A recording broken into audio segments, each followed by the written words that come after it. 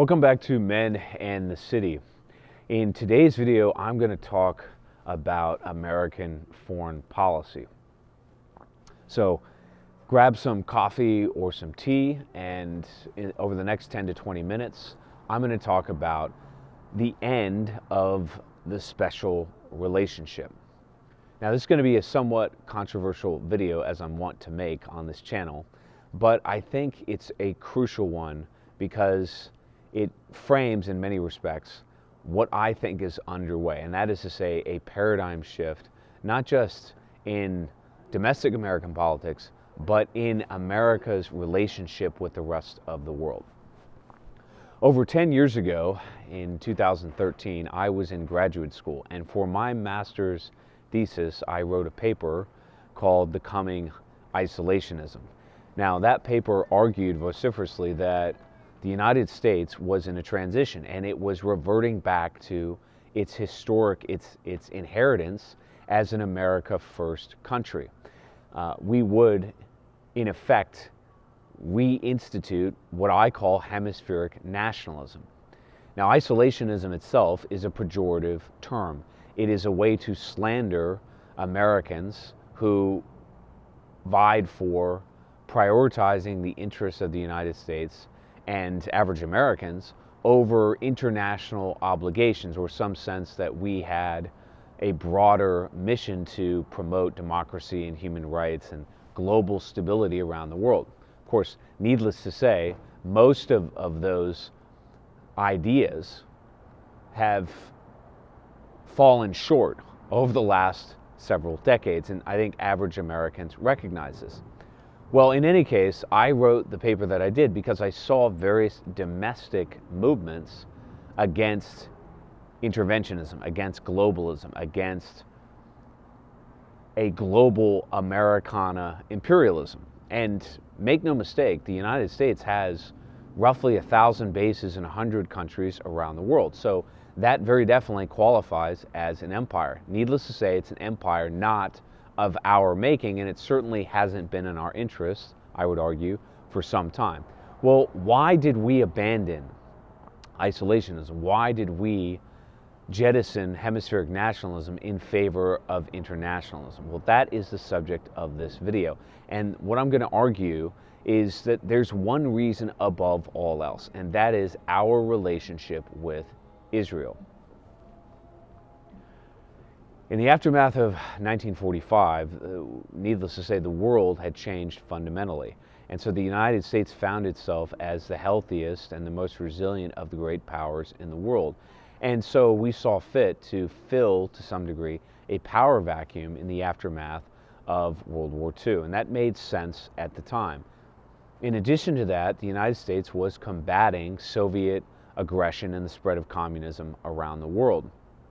And of course, that facilitated the emergence of the military-industrial complex, which is a domestic money-making scheme that profits from warfare or war spending overseas. So there are many reasons why we disembarked from isolationism or hemispheric nationalism. It was not solely the special relationship, but needless to say, since the 1990s, more or less, the collapse of the Soviet Union, the end of the global threat of communism, and the fiscal indebtedness of the country certainly necessitated a paradigm shift, and yet one did not occur. Why is that? Well, the reason for that, in my view, ladies and gentlemen, is the special relationship. Now, what is the special relationship? Well, in the 1960s, JFK, in a meeting with Golda Meir, told her that the United States has a special relationship with Israel, one that's really unrivaled, except maybe by our close ties to the United Kingdom. Well, in the 1940s, when the State of Israel was founded, there were various opinions about how the United States should respond to that emergence. Some, like Harry Truman and others, believed that the United States had a moral obligation, indeed the world had a moral obligation, to support the Zionist effort to create a Jewish state because of the legacy of the Second War. And that made sense to a large extent at the time. at least in a moral sense. However, prominent American diplomats and military men, people like George Marshall, for instance, who was Chief of Staff of the U.S. Army during the Second War and then became the Secretary of State under Truman, and George Frost Kennan, who most of you know is the author of Containment, and probably the most talented diplomat the United States has ever had. If you don't know much about him, I'll put some links below. But George Kennan in particular felt that embracing a unilateral support for Israel on behalf of the United States would, and I'm quoting him here, supporting the extreme objectives of Zionism is to the detriment of overall U.S. security objectives in the Middle East. In other words, there was a recognition, both in the Truman administration and in the Eisenhower administration, that any overarching support for that country would jeopardize, it would undermine our relations with the entire Islamic world. And in fact, I think that's exactly what happened. Even said, in the 40s and 50s, there was some degree of balance between the Israelis and the United States. At least there were checks on what the Israelis would do. Eisenhower, on multiple occasions, threatened to withdraw our economic aid, for example, and we did not give carte blanche, block grants and military equipment and so forth until much later. But that all changed in the 60s and the 70s, and specifically it changed with the Yom Kippur War in 1973. And when that war began, more or less, the United States bailed the Israeli Defense Forces out substantially. We gave them whatever military equipment and ammunition they needed to fight that war. And that, in many ways, institutionalized our relationship, at least in a military-to-military sense, with the State of Israel. However, tied to Israeli foreign policy and defense was the emergence of the American-Israeli Political Action Committee. And there's a very good book written about that subject called The Israel Lobby, and I strongly recommend that you read it because it details in great depth the extent to which the United States gives Israel virtually whatever it wants, whether it's economic aid or it's military aid or it's diplomatic support, as we're witnessing today. Well, it wasn't just AIPAC, it was that you had a confederation of different entities, nonprofits, think tanks, academic organizations, and so forth, that all, roughly speaking, fell under the umbrella of globalism or neoconservatism. These are different terms that effectively mean the same thing. But either way, so much of their argument that the United States must be engaged in the affairs of the world beyond its border were tied to the State of Israel. And that really gained momentum in the 2000s on the heels of the attacks on 9/11. The global war on terrorism, it's no surprise, was centered in the Middle East. And it led the U.S. to deploy huge numbers of forces, as we know, into countries like Iraq and various proxies in Syria and Lebanon and other countries, and Libya and other countries in North Africa and beyond. Now, I would argue that those interventions have done serious damage to America's standing in the world. It's undermined our economic interests, you might say, by poisoning the well with countries like Iran, for instance. Now, this is a complicated history, and remember that the United States has launched, directly or indirectly, some 80 regime changes since the end of World War II. That's an astonishing number. So, no doubt, this is a convoluted and complicated effort, but nonetheless, the special relationship, in my view, is at the center of it, because it has anchored our interventions in the Middle East. And if you look across the world, other than possibly Latin America, where we launched a series of regime changes and interventions during the Cold War, the Middle East really has been the center of our focus now, hasn't it? Well, that is about to change, and our heritage, as I said before, this America First tendency, the idea that Americans should prioritize their own interests and that the best foreign policy is neutrality. These ideas that are effectively institutionalized since George Washington, or at least they were until World War II. You know, the Monroe Doctrine and the idea that the United States should protect and promote its own interests within its own hemisphere and not get embroiled in affairs beyond it, that is coming back with a vengeance. And it's coming back for a number of reasons. But what's happening in the Middle East today is crucial. And it's crucial because since October of last year, when Hamas launched this attack in Israel, what effectively has begun is a holy war between the ancient state of Israel, what the Arabs call Palestine, and what the Jews today call Israel, is a war that has nothing to do with the interests of the United States whatsoever. And in fact, it is eroding and compelling Americans to scrutinize the Israeli-American relationship in ways that we simply haven't done since the 1940s.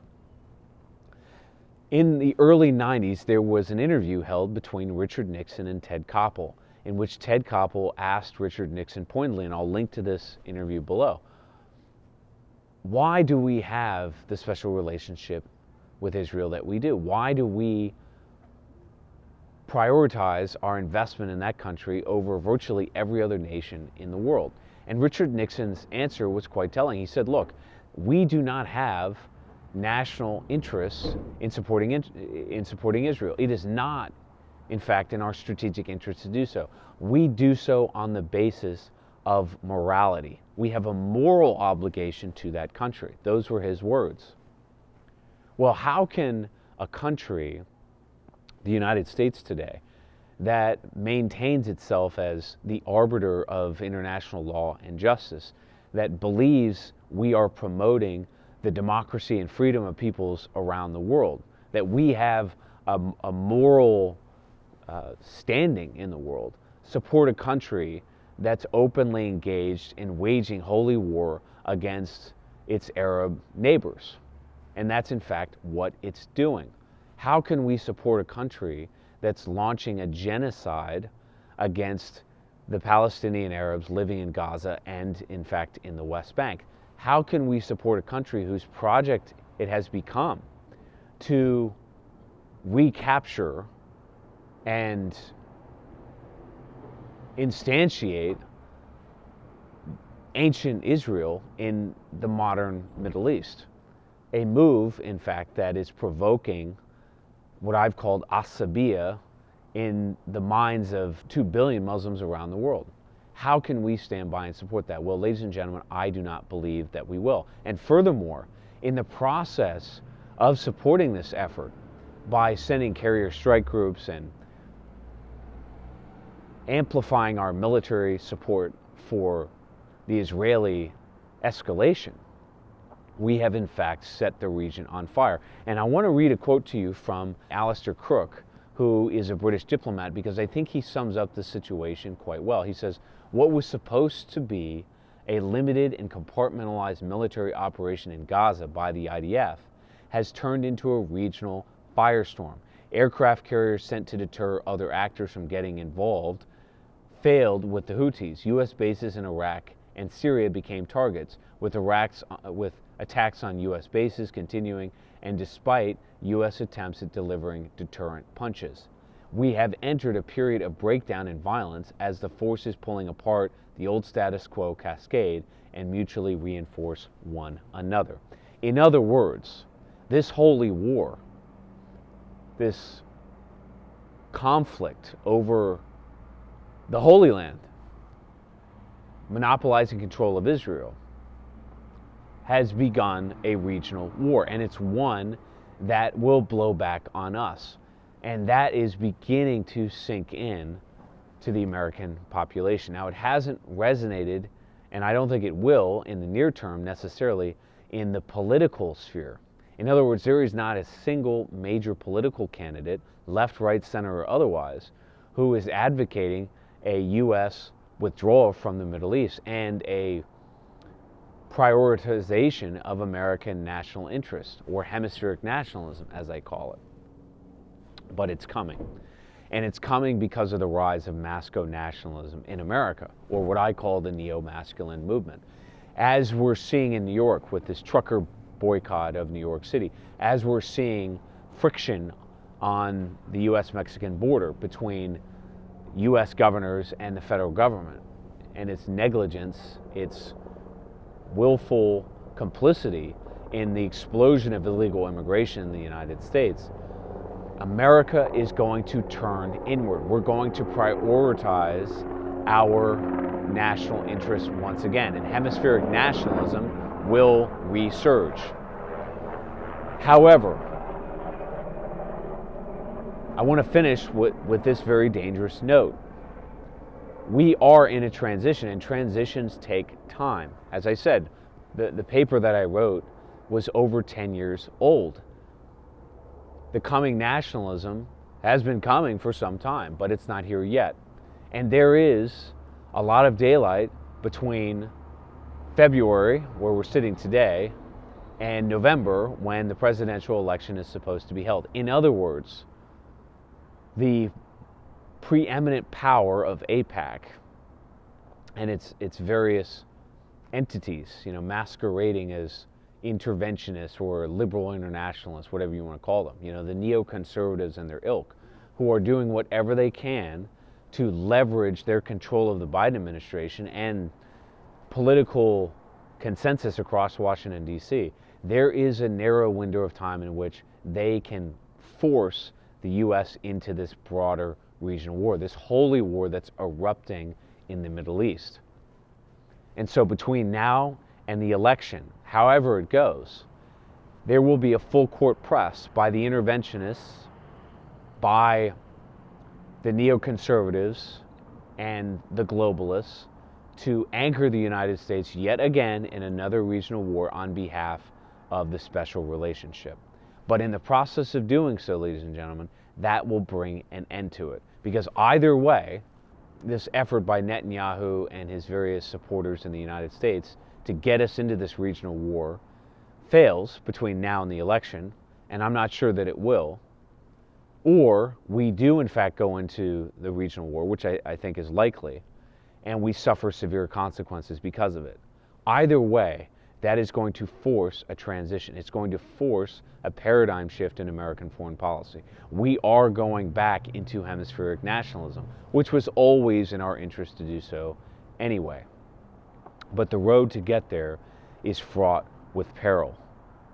It is a road of tumultuous upheaval. So, the end of the special relationship fast approaches, but how we get there is going to be very tricky, and it's going to change this country in ways that I think are truly harrowing. But we've got to take the medicine. We've got to wake up. We've got to abandon this 80-year interventionist policies that we've been beholden to, largely because of our special relationship with Israel. This denouement, this grand finale, this conflict, this regional war, holy war as I call it in the Middle East, that's unfolding between Israel and the Muslim world, that will hopefully decouple us finally from that special relationship. Stay tuned for more, and we'll talk soon.